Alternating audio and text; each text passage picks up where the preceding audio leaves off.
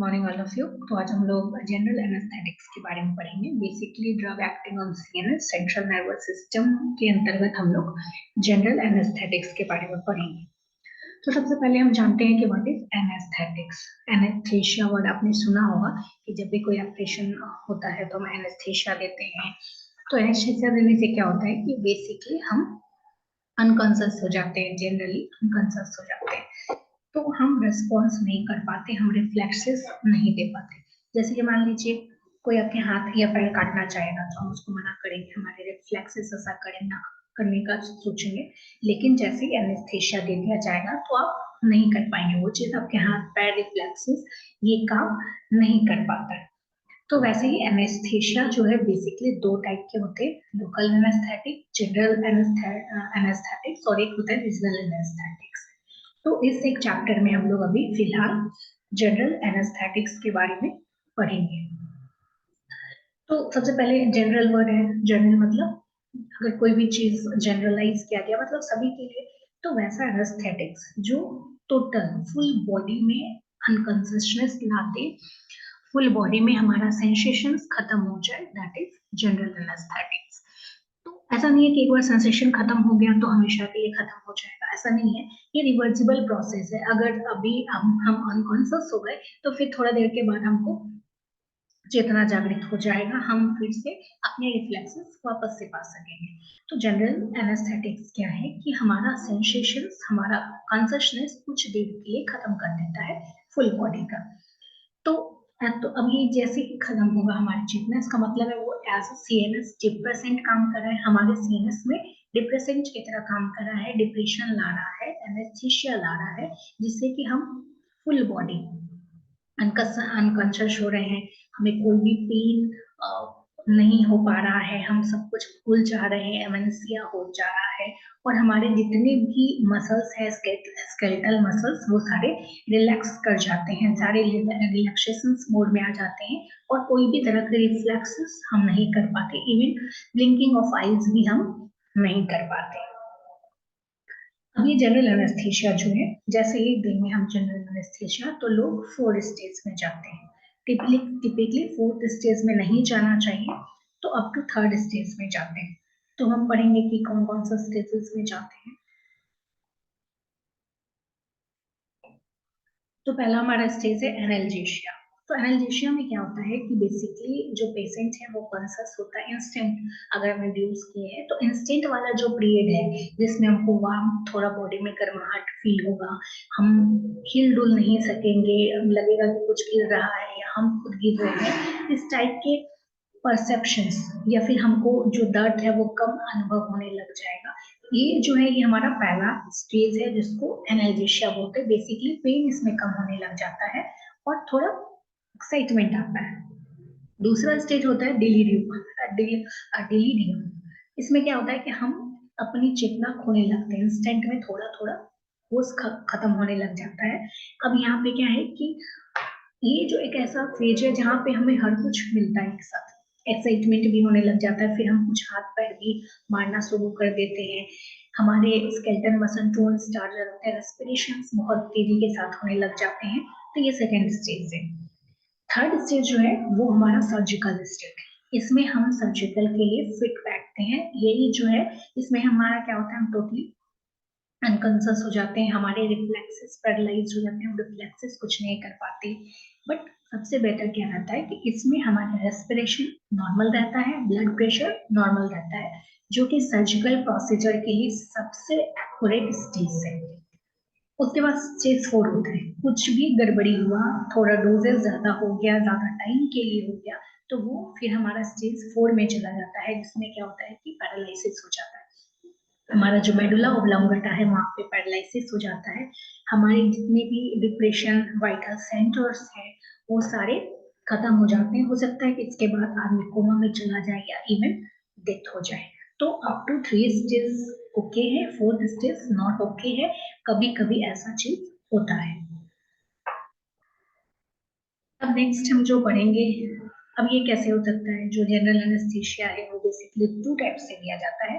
एक तो हम इनहेल करें कोई भी चीज को सांस के द्वारा लें, तो उसको हम लोग इनहेलेशनल एनेस्थीसिया बोलते हैं। दूसरा पेरेंट्रल रूट से, चाहे आईवी की फॉर्म में दे, आईएम की फॉर्म में दे, कोई भी पेरेंट्रल रूट से हम देते हैं।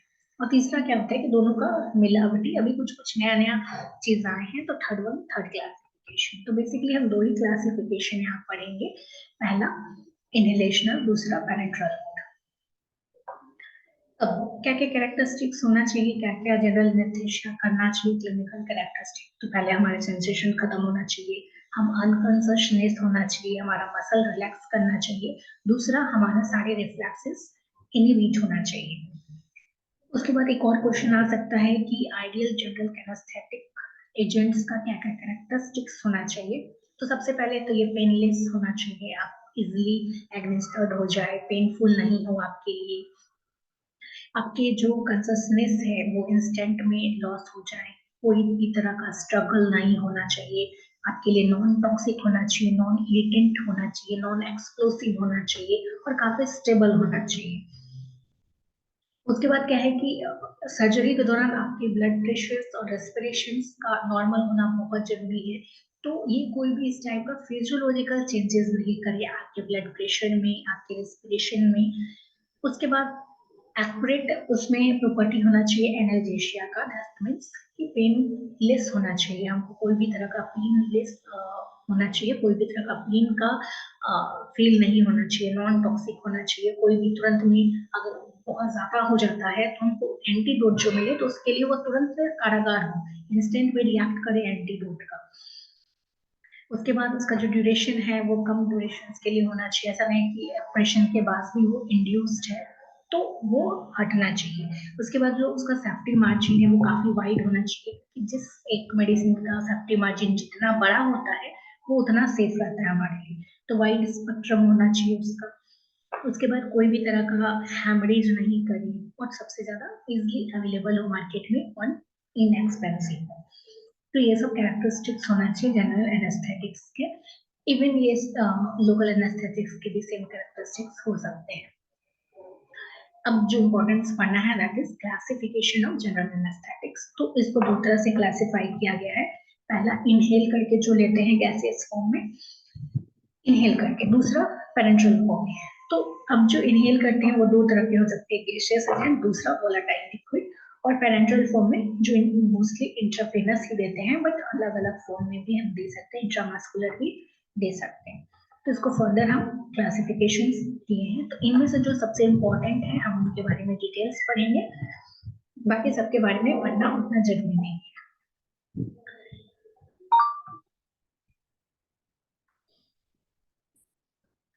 अब नेक्स्ट आता है इनहेलेशनल्स। तो इसमें गैसेस है, वेपर्स है जो हमारे एल्वुलाइज होते हुए हमें लंग्स तक जाएंगे, उसके बाद वो पूरी बॉडी में डिस्ट्रीब्यूट होंगे, देन एनेस्थेशिया प्रोड्यूस करेंगे। बेसिकली यही होता है। तो अब इसमें हम लोग जनरल मैकेनिज्म क्या होता है कि पहले ये लिपिड मॉलिक्यूल्स के साथ इंटरेक्ट करते हैं, फिर प्रोटीन के साथ इंटरेक्ट करते हैं, फिर वाटर मॉलिक्यूल्स के साथ इंटरेक्ट करते हैं, फिर ये बॉडी में इफेक्ट देते हैं। तो उसमें ये एक जो सबसे पॉपुलर है दैट इज हेलोथैन। तो हेलोथैन क्या है, ये नॉन इरिटेंट भी है, नॉन इन्फ्लेमेबल है, नॉन एक्सप्लोसिव है, पोटेंट भी है, काफी पोटेंट है। तो अब यहाँ पे क्या क्वेश्चन है, जब सारा फंक्शंस है तो सबसे बेहतरीन होना चाहिए, लेकिन ऐसा नहीं है, सभी का डिमेरिट्स एंड मेरिट्स रहता ही है, सभी में डिमेरिट्स रहता है। इसमें क्या है कि डिमेरिट क्या है, जितना फास्ट ये इंड्यूस होता है उतना फास्ट ये निकल भी जाता है, क्योंकि इसकी जो लिपिड सॉल्युबिलिटी है वो काफी कम है। तो इस वजह से क्या होता है कि बीच में ही खत्म हो जाएगा, आधा प्रोसीजर में खत्म हो जाएगा, तो उसको दूसरों के साथ लेना पड़ता है और दूसरा एनेस्थेटिक एजेंट के साथ लेना पड़ता है। लेकिन ये क्या है, एनाल्जेसिक्स के रूप में सबसे पोटेंट है, इसीलिए दूसरे एनेस्थेशिया के साथ इसका यूज किया जाता है, अकेले ये यूज नहीं होता है। साइड इफेक्ट सब क्या होगा, रेस्पिरेटरी डिप्रेशन करेगा, कार्डिक फंक्शंस में दिक्कत करेगा, कैथाकोलामाइंस जो है उसके साथ ये क्या करता है, बहुत ज्यादा उसको सेंसिटाइज कर देता है, जिससे हमारा क्या होता है, हार्ट बीट बढ़ जाएगा, तो जो कि हमारे लिए बिल्कुल खराब है। तो ये सब दिक्कत करता है। उसके बाद क्या करेगा, हमारा जो कैल्शियम बाइंडिंग है उसको डिक्रीज कर देता है, कैल्शियम बाइंडिंग डिक्रीज कर देगा तो हमारा जो हार्ट रेट है वो काफी स्लो हो जाता है।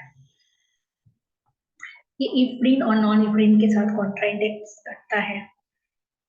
उसके बाद एडवांटेज क्या है, पोटेंट बहुत ज्यादा है, बहुत जल्दी इंड्यूस कर देता है, तो रैपिड रिकवरी हो सकता है, जितना जल्दी इंड्यूस किया उतना जल्दी बाहर निकल जाता है, मसल्स को काफी अच्छा रिलैक्स करता है।